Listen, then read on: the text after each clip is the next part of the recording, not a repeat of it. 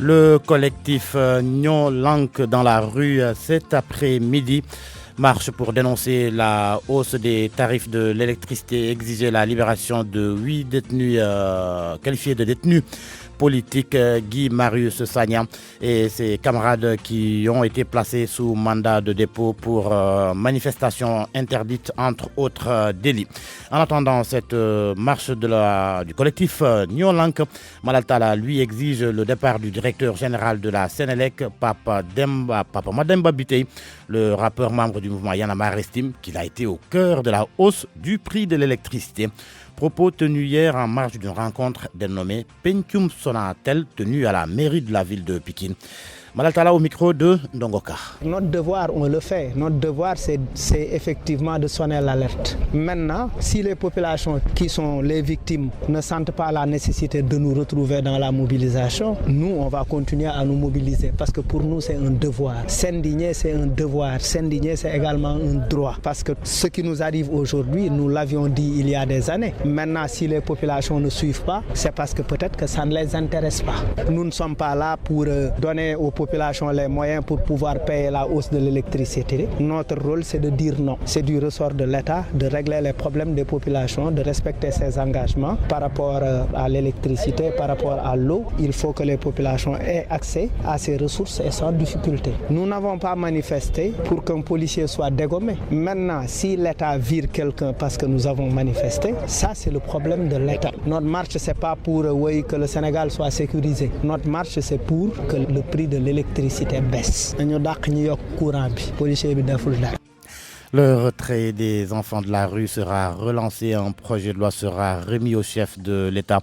Une information du ministre de la Femme, de la Famille, du Genre et de la Protection de l'Enfance. Face aux députés hier, Ndeye Saly Diop Dieng a également annoncé la mise en œuvre du plan national d'action contre les violences basées sur le genre avant de rassurer les parlementaires sur la loi relative à la criminalisation du viol. Fin du marathon budgétaire hier, un vote sans débat, celui du projet de loi 2020 du ministère des Finances et du Budget. Cela a suscité une vive tension entre majorité et opposition.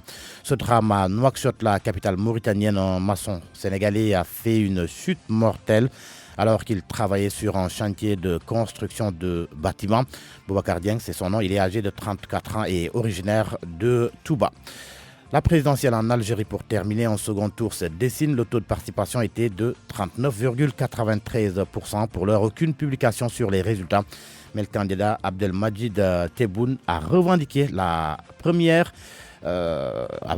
la victoire dans la soirée Babacar. Le flash info de Georges Déthié Diop, merci. RFM matin 6h04 xabaar yi ci tënk ci wolof Mouhamed Ndiaye salaamaaleykum Mouhamed. waaleykum salaam Serigne Fall Babacar maa ngi lay nuyu waa Sénégal di rafetlu yeewandoo beeg ànd beeg rajo Futur Média jukkib xabaaru suba si des koy doo rek kuréel gi di collectif ñoo lànk ñoo bañ ab doxub ñaxtu la ñuy amal tey ji ci ngoon gi la ñuy jublu ci doxub ñaxtu boobee bokk na ci di ñaawlu njëgu courant gi nga xamante ne ji yokku na ak it ñoom Guy Marius Sagna ak docteur Babacar Diop yu ak ñeneen ñu teg loxo tege woon leen loxo ci buntu palais de la république ndax yi manifesté yu ñu fa doon def de jëmoon ci jébaane njëgu courant gi ñu yokkoon loolee tax na kon it waa ñoo lànk ñoo bañ fas yéene kon amal ab doxum ñaxtu ngir bëgg ñu bàyyi leen.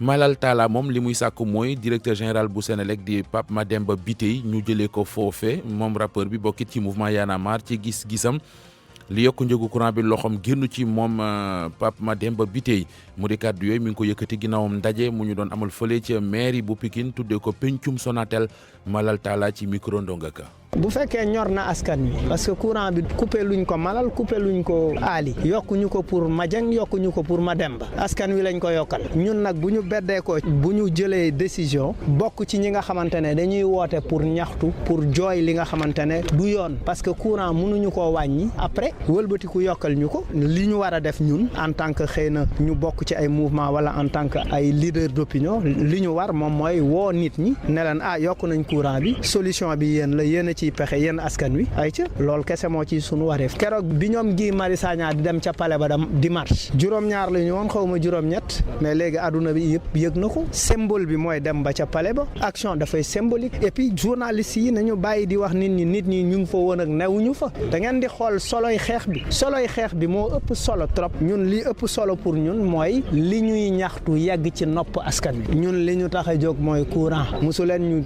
dégg ñu jóg ne dàq leen policier Ndiaye wala dàq leen policier Diop ñoom bu ñuy dàq ñu dàq ñu yokk courant bi policier bi deful dara.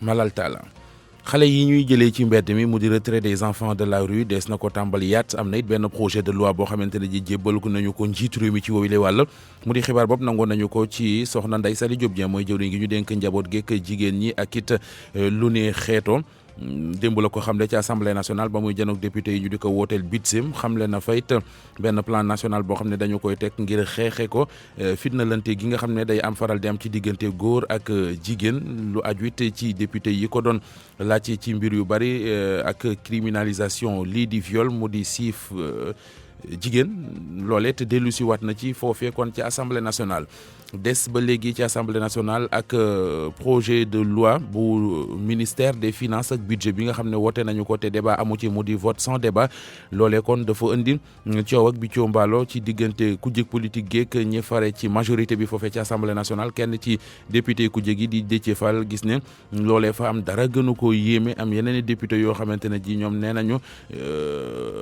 maanaam daal bëggoon nañu yëfi am débat ba ñu kon waxtaane ko biti réew jëyee ji xew fële ca gànnaar ca Nouakchott bu ni benn doomu Sénégal boo xamante ne ji ab maçon la moom moo daanu loolu démb ci alxames ji la da doon liggéey ci benn chantier waaye fa la jaare daanu waa ji mi ngi tudd Boubacar Dieng mi ngi tolloon kon ci fanweeri at ak ñeent cosaanoo woon fële nga xamante ne ji moo di Touba sëñ Fall Babacar. Mouhamed Ndiaye jaajëf ci tënkum xabaar yi.